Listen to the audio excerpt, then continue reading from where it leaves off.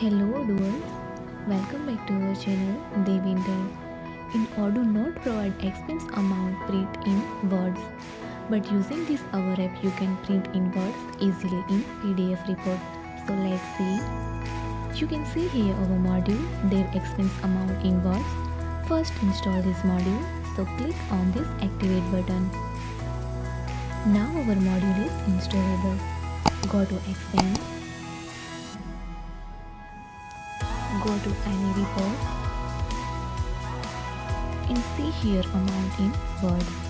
If you want to print amount in words in PDF report, so allow true, otherwise false.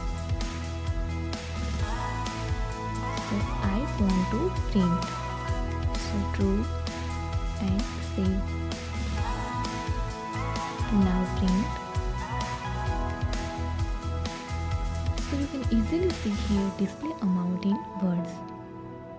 Thank you.